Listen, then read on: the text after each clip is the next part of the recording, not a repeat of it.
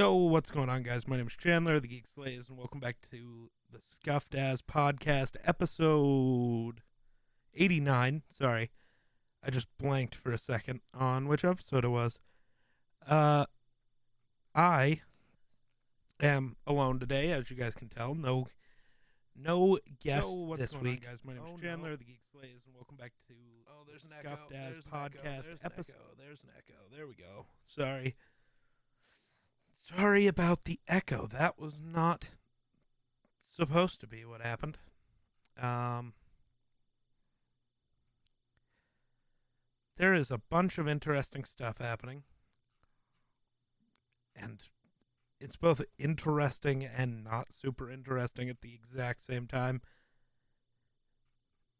So the Miami Dolphins and the Houston Texans have apparently agreed in principle on a trade that would send Deshaun Watson to Miami for 3 first-round picks.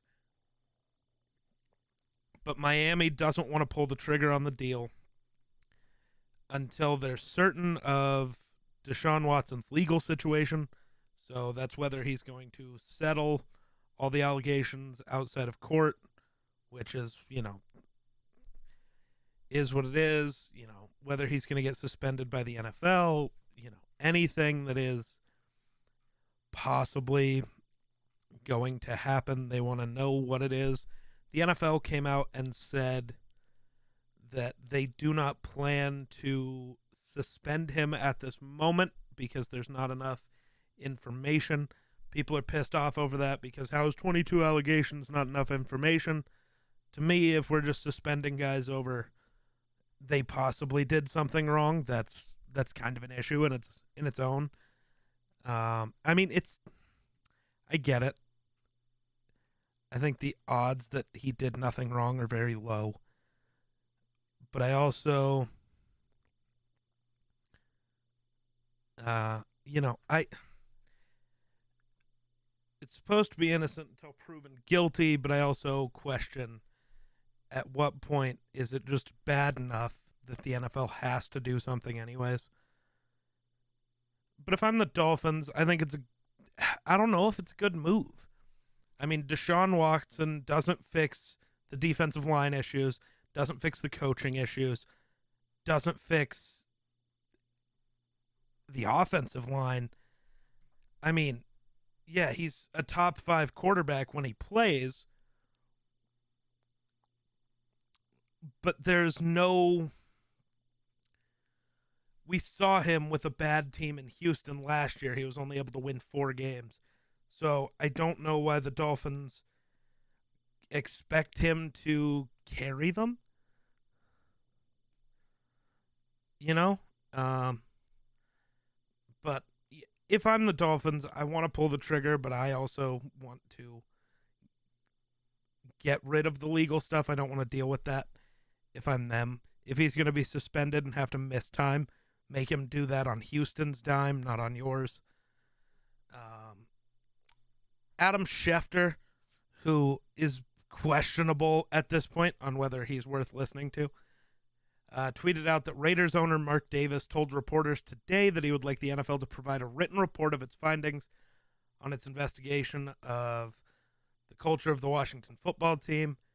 And in the comments, there are a bunch of polls from How Hard Is It to Answer saying, is Mark Davis just saying this because of John Gruden? I'm going to go with yes.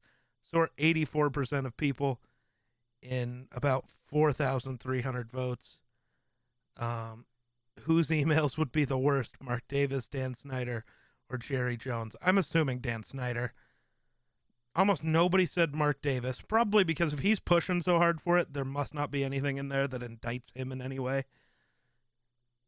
Jerry Jones came out and said he was happy with the way the NFL handled the Washington football team's investigation, which leads to some questionable shit about him.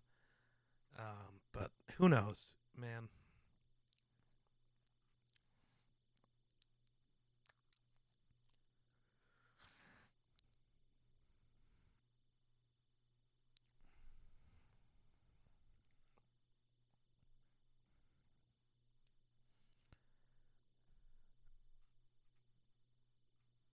there's an argument going on in the comments saying Mark Davis should maybe look into his own organization and not other people's.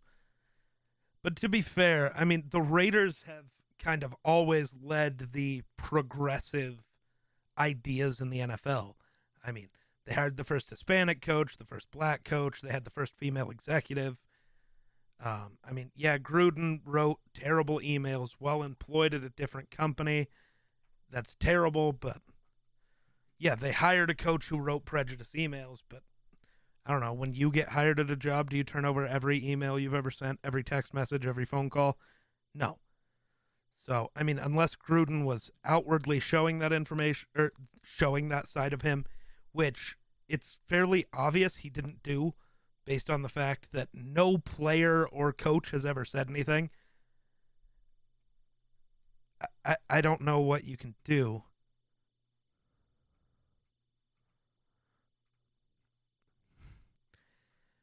It's, see, I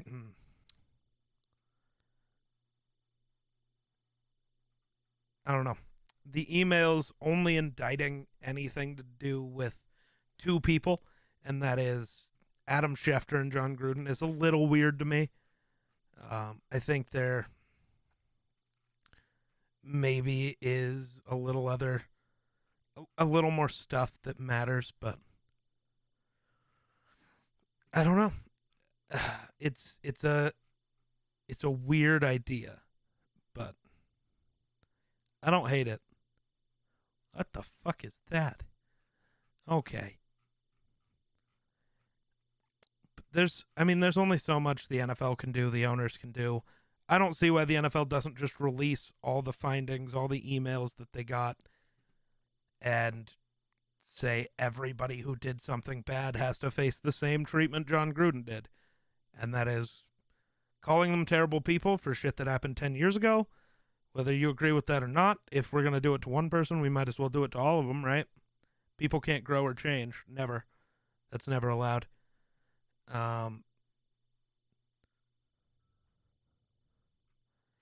interesting. Apparently, everybody's saying that Kyle Shanahan is a fraud as a head coach.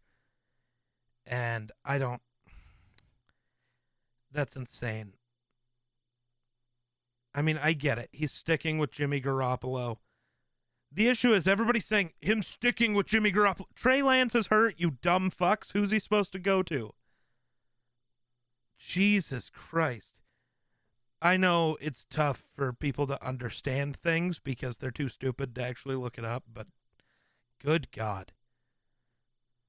I don't know what you want him to do specifically.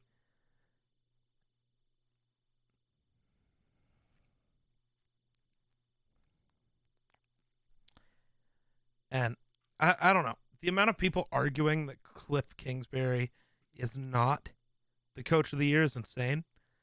I mean, his team is 7-0. They look like the best team in the NFL. I mean, if they beat the Packers tomorrow, I give them fairly good odds to actually go undefeated. Other than the Packers tomorrow, the only team that has a true shot at beating them is the Rams in their own division. That's really it. I mean, I know it's football, it's any given Sunday or whatever, but I don't know, man. I don't think I don't think that any of the average teams they're going to face are going to beat them. Like, they got the Packers tomorrow, and the Packers are banged up. No Devontae Adams, no Alan Lazard, no Jair Alexander. And then a bunch of guys who used to play for them or like have been injured all year aren't playing. I don't know why people are including them as if they've had them before. But the 49ers aren't going to beat them. The Panthers aren't going to beat them. The Seahawks aren't going to beat them. Bears aren't going to beat them. The Rams, maybe. Lions, no. Colts, no. Cowboys, maybe. And then the Seahawks, the final game of the year, January 9th. I could see it happening. But I'm going to go with no, due to the fact that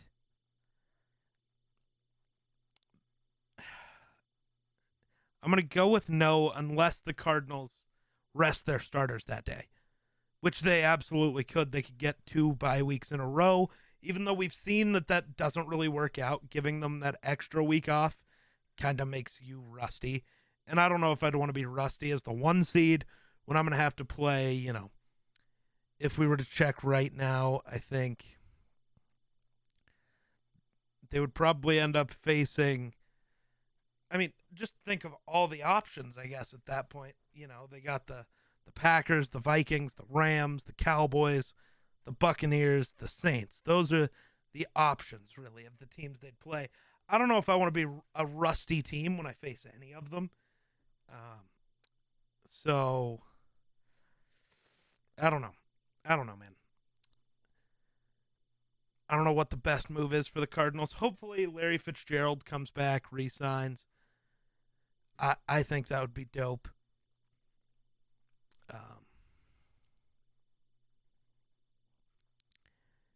It's been a little nuts though.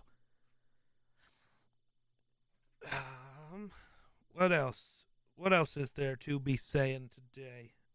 I genuinely had things to talk about, but I've forgotten them all since I started recording, which is about how it goes.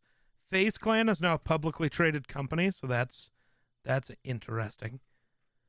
I don't know why they chose to do that, but I guess they're no longer just gaming, right? It's now industry. The Houston Astros made the World Series again. The whole world's rooting against them, so you love to see that. Apparently, Astros fans were mad because the umpires made a bad call. Cool, your team's getting cheated. Welcome to what you did to the rest of the league for years. Fuck off. I don't know how, even as a fan of the team, you can defend them like that. It makes no sense to me whatsoever. But I'm excited for this week of football. Finally get to watch a Vikings game on TV. Normally don't get to do that.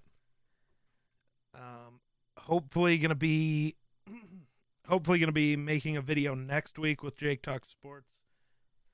Going over how I believe Tyreek Hill is not a top 15 wide receiver. He's a below average route runner, below average hands. He just has game-breaking speed, and I will admit he is the best game breaker in the NFL. If we're rating guys off of the impact that they can have based on one play, it's Tyreek Hill and it's Derrick Henry, and that's about it. But with the Chiefs the way they are, and their offensive line is bad, the only other receiver that they can trust is Travis Kelce.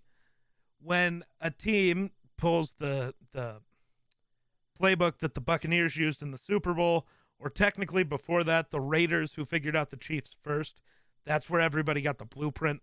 The Raiders just don't have the personnel to actually, or didn't last year, have the personnel to truly stop the Chiefs. The Raiders figured it out. The Bucs perfected it. Now almost every team is doing that. So you take away Tyreek Hill's ability to beat you deep. You force him to have to run routes and make difficult catches, and he can't do it. The other way you're forcing him to have to run routes and make difficult catches is because now you just double Travis Kelce. You force Tyreek to have to try to run routes and catch hard passes, which you can't do. So you've taken their 2 biggest weapons away. Now you're relying on Josh Gordon, who doesn't know the offense yet and has zero rapport with Patrick Mahomes. You're relying on those, him, McCole Hardman, who's basically just the same as Tyreek Hill.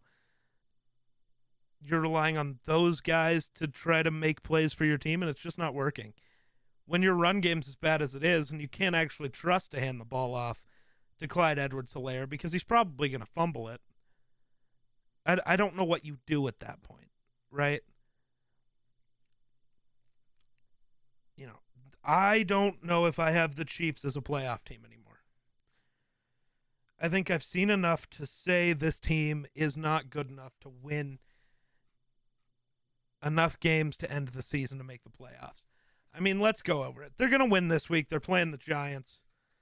I'm pretty sure they'd win if Chad Henne was starting at quarterback. So let's see. They got the Giants this week on Monday Night Football. They're going to win that. But then they're going to lose to the Packers. They're going to lose to the Raiders. They're going to lose to the Cowboys.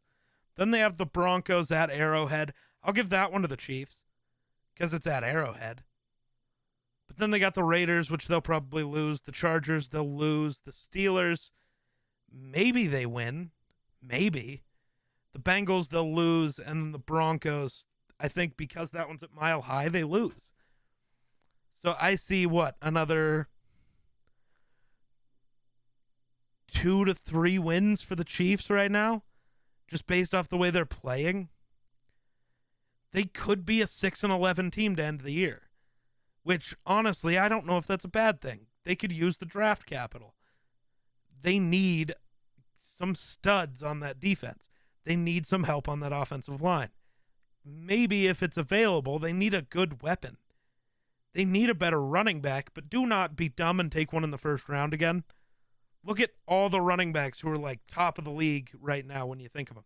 Nick Chubb was the second-round pick. Derrick Henry, second-round pick. Alvin Kamara, second-round pick. Dalvin Cook, second-round pick. The studs aren't first-round draft picks anymore the majority of the time. The guys who are studs that were first-round draft picks, Zeke was. Right now, he's still good, but he's not great. Then you have the Saquon Barkley can't stay healthy. Christian McCaffrey can't stay healthy. These first round guys aren't worth it. Do you think the Steelers are glad they picked Najee Harris instead of an offensive lineman? Because I'm not. I don't know where exactly they picked, but 2021 NFL Draft Tracker. Let's look at this first round. Come on. Load, please. Or not. That's fine. Right. Is this going to show me? Okay. So they took... Where did they draft him? I'm not seeing his stupid name right now. Pittsburgh took Najee Harris. And they could have had... I guess they didn't have any offensive linemen go right after that. Like, not right after that, but I mean... Tevin Jenkins went in the second round. He's played fairly well. Sam Cosmi, I know he went a while later. He would have been helpful. Walker Little might have been good for them. I would have taken Sam Cosmi if I was them because it actually fills a position of need. I get it. You need a running game. But it doesn't matter when your offensive line is one of the 3 worst in the league. You know, them, the Bears, the Broncos are the 3 worst offensive lines in football. You know, Big Ben can't win you games anymore. He just has to try to not lose you games. Or they could have done, you know, other things. You know, they could have taken a defensive back. They could have got Greg Newsome, Eric Stokes maybe. You know, they could have went defensive line, took a guy like Christian Barmore. Could have got Asante Samuel Jr., Jeremiah Owusu-Koramoah, Azeez Ojulari. There's so many guys that could have actually helped this Pittsburgh team. But instead they chose a running back who, don't get me wrong, Najee's playing great. Waste of a first-round pick, though. I also currently say Travis Etienne was a terrible pick for the Jaguars. Could have got a receiver. Could have got a lineman. Could have got a defensive player of any kind. You can't tell me if they added Jeremiah Owusu-Koramoah, they wouldn't have one of the best linebacking cores in the league, Miles Jack, J.O.K., and Josh Allen. That's a pretty nice linebacker core. You know, they could have added Gregory Rousseau. They could have added Adefe Owe, whatever. Could have got Javon Holland. They could have got, you know, so many guys who we've seen play very well. Asante Samuel Jr. falling to pick 47 is insane. Right now, he's looking like a top 20 pick in this draft. But I mean, it's surprising that the guys who truly look like they didn't hit are just the quarterbacks when you look at the top picks. The first three are questionable, and that's Lawrence, Wilson, and Lance. But then Kyle Pitts, he hit. Jamar Chase looks like the best receiver in football right now. He hit. Jalen Waddle struggled a little due to, shitty team. But 44 catches, 384 yards, 3 touchdowns. He has more catches than Jamar Chase. He's been more useful. Wasn't a bad pick. He hit. Penei Sewell hit. I don't know if he's allowed a sack yet this season. J.C. Horn hit. Patrick Surtain hit. Devonta Smith isn't lighting the world up the way Jamar Chase is, but I think that's a hit for the Eagles. They're just not great. Justin Fields, I still like Justin Fields, but in Chicago, he doesn't look like a hit because Chicago is such a bad team. Micah Parsons, hit. Rashawn Slater, hit. Elijah Vera Tucker, hit. Mac Jones looks the best of the rookie quarterbacks, but let's not pretend that's good. And I'd still argue Trevor Lawrence actually looks the best just because we've actually seen flashes of him being great. Mac Jones hasn't improved. He looks the same now as he did week 1, and he looks the same week 1 as he did in the preseason. He's not improving. He's just him. And I don't know if that's good enough to do anything. Zaven Collins hit. Alex Leatherwood hit. Jalen Phillips, questionable, but I don't think he's getting enough playing time, and that Miami defense is just bad. So I don't know what to say there anyways. My hair's being freaky. Where were we at? Alex Leatherwood hit. Jalen Phillips hit and miss, I guess. Jamin Davis for Washington's a hit. Kadarius Toney looks like the hardest player to tackle in the NFL. He's a hit. Kwity Paye hasn't looked the best, but he's not bad. Caleb Farley, there you finally have your miss. Other than quarterbacks, your first 20 guys are hits. And honestly, I think Trevor Lawrence is a hit. He's shown actual good flashes. Trey Lance looks like a hit. Justin Fields, I still think is a hit. But those are your hits for this draft class. That's about how it goes. Maybe a late round guy, a Kyle Trask, a Davis Mills, a Kellen Mond. Maybe one of those guys hits, but not another one of the first rounders. It's Lawrence, it's Lance, it's Fields. Mac Jones is the only one of them. He's not a hit, but he's not a bust. He's going to be the mediocre guy for his entire career. He's going to be he's going to be Andy Dalton. I don't think the player comp is actually comparable, but I think the career trajectory, he's never going to be a top 10 quarterback. He's never going to be top 15, but he's always going to be a guy who's a serviceable starter whenever you need it. That's how I view it right now. Caleb Farley is the first miss. Christian Darrisaw finally playing in some games. He looks like a major hit. He looks great for the Vikings right now. Najee is a hit. Don't get me wrong on that. I don't love the timing of that pick. Travis Etienne, we don't know yet. Greg Newsome looks like a hit. Rashad Bateman, he's only got 7 catches, but for 109 yards, but he's only played in 2 games, so it's a little too early to tell on him. Peyton Turner, I have no clue. Haven't watched any New Orleans games at all, really, so I have no idea. I haven't seen him play. Eric Stokes looks like a hit. Gregory Rousseau looks like a hit. Odefa Owa looks like a hit.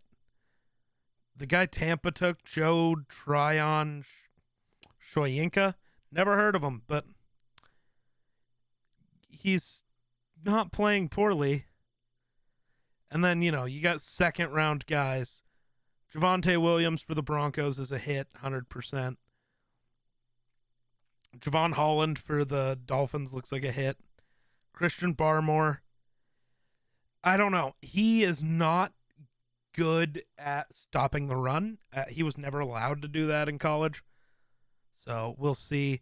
Tevin Jenkins, I like. He hasn't played yet, but I think that's a hit. Trayvon Merrick, hit. Kelvin Joseph for Dallas hasn't really played, but I like him. Asante Samuel Jr. truly is a hit. Rondale Moore, hit. Azeez Ojulari has 5.5 sacks as a rookie. He's a hit. Sam Cosme for Washington looks like a hit. JOK is definitely a hit. Even Pat Freiermuth for the Steelers looks like a hit, honestly. As we keep going, Creed Humphrey for Kansas City, the center, he looks like a hit. We'll see about Kellen Mond. We'll see about Davis Mills. We'll see about those guys. I don't hate Davis Mills so far, but I don't love him. Like, he's not great. Joseph Asai, we haven't really seen play yet. I don't know. It's just one of those things of, like, there were so many guys who were, like, quite obvious picks. For me, it's Merrick, it's Koromoa, and it's Sam Cosme, and it's Asante Samuel Jr. Like, those four should have easily been first-round picks. The fact that they weren't is insane. I mean, I would have picked them over a lot of the guys who went, especially later. I mean, the fact that Jalen Phillips went above JOK is insane to me. The fact that Caleb Farley went above Asante Samuel Jr. is insane to me. The fact that Peyton Turner went above a guy like Azeez Ojulari, insane to me. So many teams need offensive linemen. I don't know how Sam Cosme fell as far as he did. It's just a matter of the... I mean, I get it. It's the draft. It's hard to know who's who and what's good and whatever. But man, these teams really look terrible when they pass on guys who are so good for no reason, The Browns getting a 6th-round running back who played one game, had 11 carries for 111 yards and a touchdown against the Broncos, who are not a bad defense. That's a 6th-round pick. And he's already had one game that is better than any that Najee Harris has played. Because what does Cleveland have? The best offensive line in football. That's what matters. Running backs are easy to find in the NFL right now. I mean, shit, the Ravens have had 5 be injured for the season, and they're still one of the top 10 rushing teams in the league. Because you can just go out and get a Le'Veon Bell, a Latavius Murray, a Devontae Freeman, Adrian Peterson's still out there.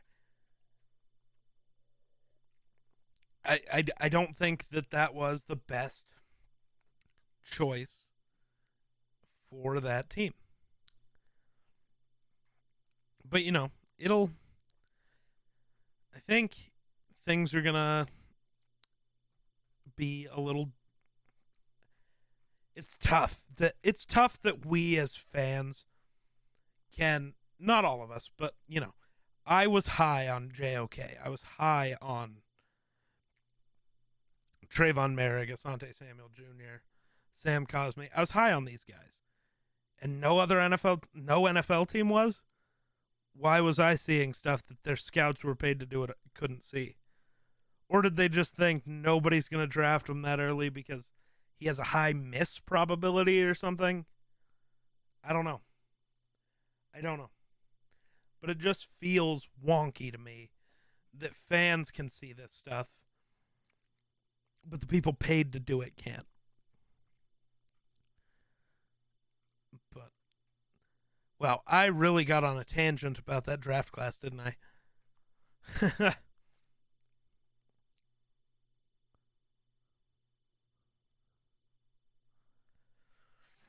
Oh, God. I don't know. I think some things just need to improve, really. I do want to mention a couple of things for anybody listening to this later. I'm working on Christmas merch still, working on all the other merch designs we've talked about, trying to figure out new emotes and stuff for Twitch. I'm trying to get those figured out. We now are streaming on Sundays we're doing watch-alongs of the NFL games, which normally have just been watch-alongs of Red Zone, because if I can't watch a Vikings game, I'm just going to watch Red Zone, seeing as it's, one of the, to me, it's the best way to watch football if you can't just watch your favorite team. But I do now have NFL Game Pass, so I should be able to watch the Vikings games from here on out, which is probably what I will do. But yeah, it's been a very interesting couple weeks. Um,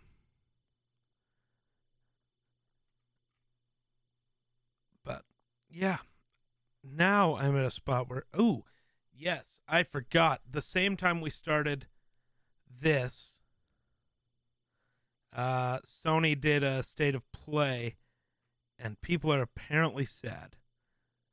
That's it for this state of play. Really?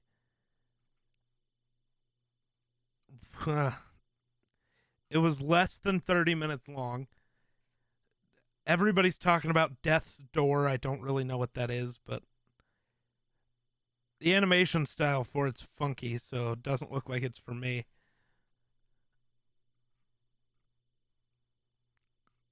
Most of it doesn't look like it's for me. The Devil Inside, everybody's been talking about that. The animation style is weird. I'm not a fan of it.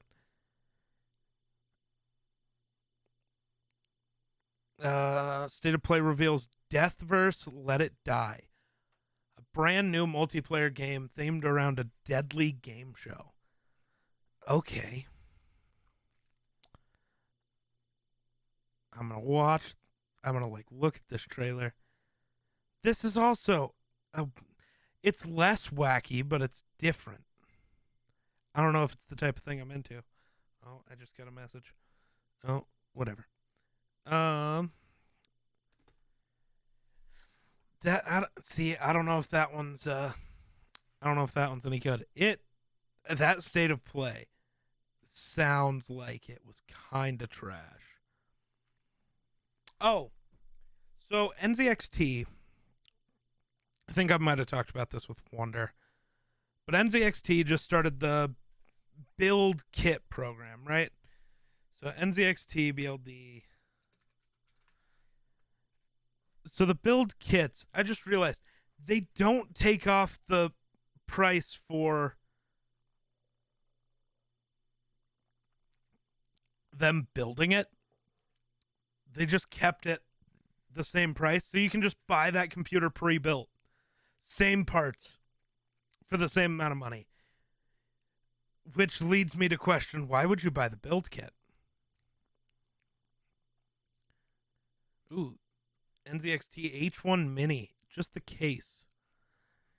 For, $200 instead of $350. That's not bad.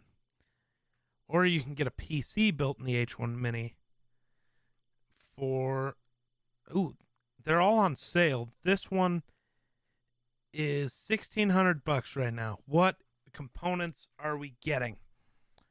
Let's see. We got an Intel Core i7 10700K, an RTX 3060 Ti, 32 gigs of RAM, 1 terabyte NVMe storage, 1 terabyte hard drive. That's not bad, actually. At least off the top of my head, it doesn't sound terrible. But right now, based off the way pricing is, I mean, yeah, a 3060 is supposed to be, what, a $300 card? 3060 Ti MSRP is supposed to be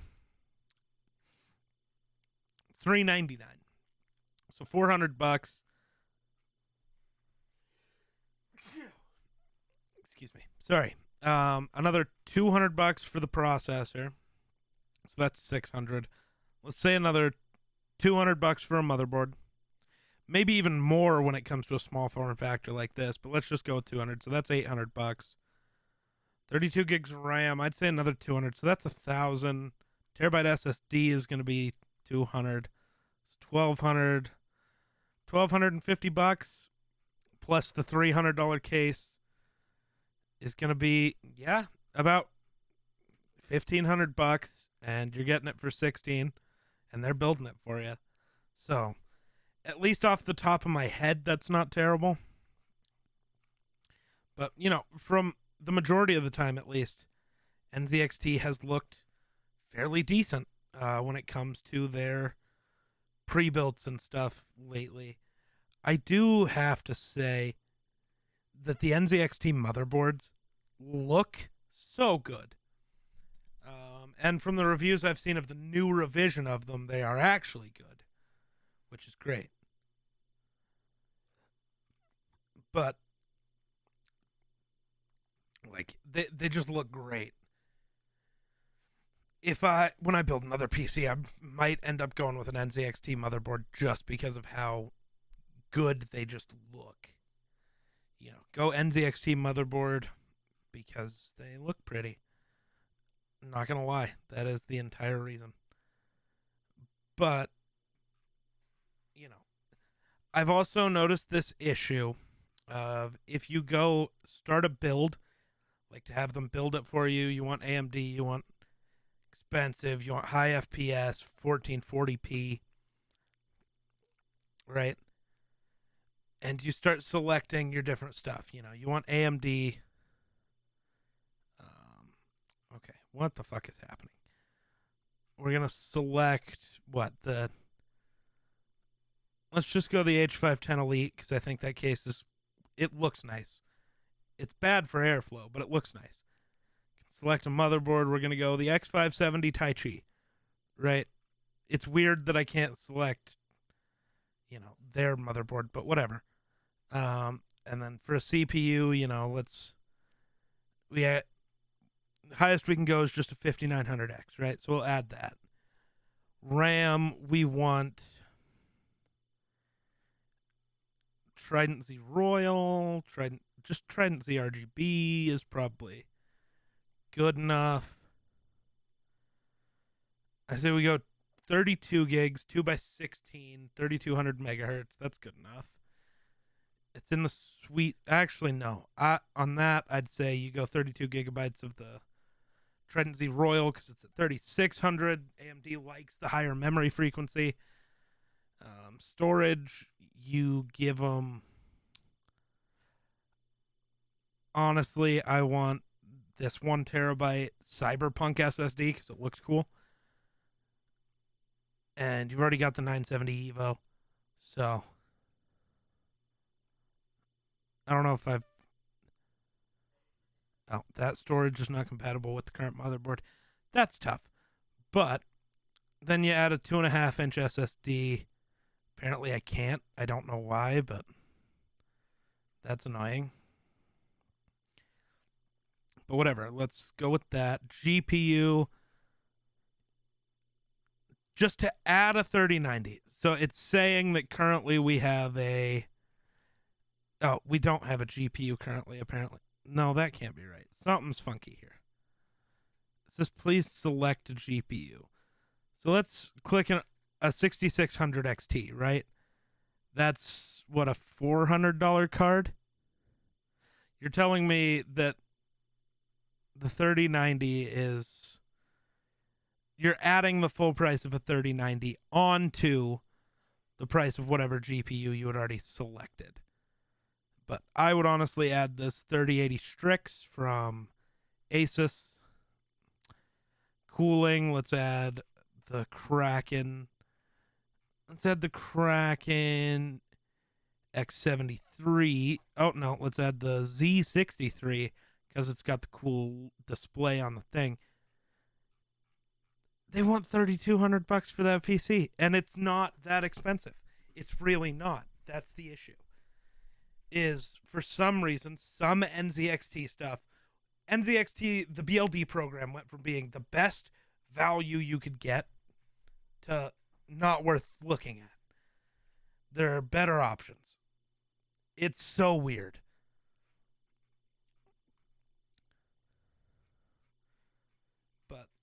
Last thing I wanted to mention, I just created 2 new TikTok channels, the Geek Slays Clips and one for the Scuffed Ass Podcast. The regular, the Geek Slays TikTok I have, clips and stuff from the podcast and from streams don't do as well. And it messes with the algorithm for all the other stuff I do, which is the sports videos, just my regular talking head complaining about stuff videos, tech videos. Those do better than gaming clips. So I created new accounts just for those type of things. So if you want to check those out, they should be in my link tree, which is in the description below.